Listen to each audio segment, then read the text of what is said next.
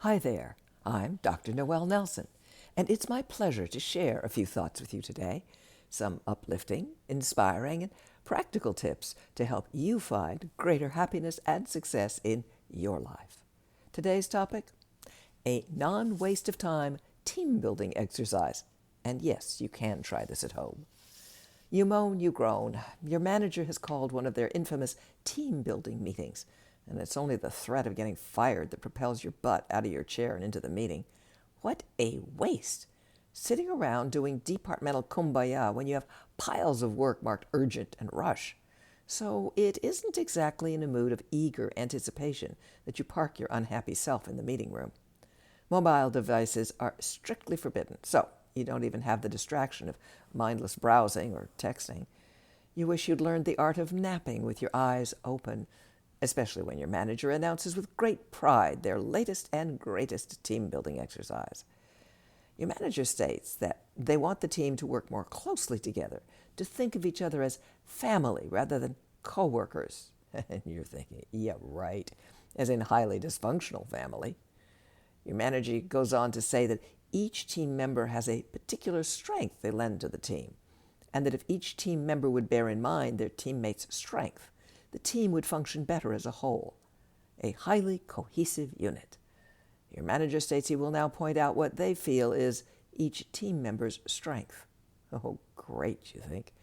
They're going to tell us who the movers and shakers are and pin a woeful L on the others, like we didn't already know who their favorites are. You stifle a yawn and pray for this to be over soon. Your manager turns to the guy you consider by far the most innovative and creative in the bunch and says, your strength is energy. You bring tremendous energy to whatever project you're engaged in. Huh. You're surprised. You would have thought your manager would have lauded this guy's innovations. Your manager turns to another team member and says, your strength is your whatever attitude. You smirk inside. Yep, they're going to nail the L on this guy who was born with the sarcasm gene.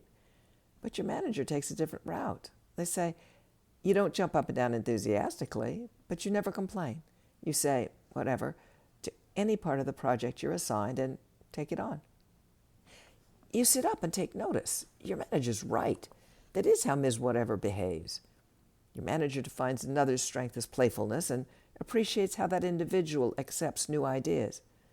You listen differently now, as your manager speaks not to work accomplishments or the lack thereof, but to something positive about the essence of every person on the team. And your manager's right on every time.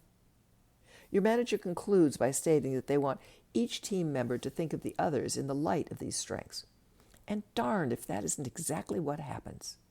You start looking at your coworkers differently, not in terms of what they can or can't do for you, how successful they are at this or that project, but rather how they bring their energy or whatever or playfulness to the mix, and how that does make the whole team function better. No, you'll never relish team meetings, and some of them still feel like slogging through mud, but you have a newly acquired respect for your manager, and more importantly, for those you work with. And work suddenly feels a lot less like work. Thank you for listening to Up, and check out my latest book, Phoenix Rising, Surviving Catastrophic Loss, Fires, Floods, Hurricanes, and Tornadoes. If you'd like more uplifting, inspiring, practical tips and techniques, please visit my website, noelnelson.com. Until next time, be well and take care.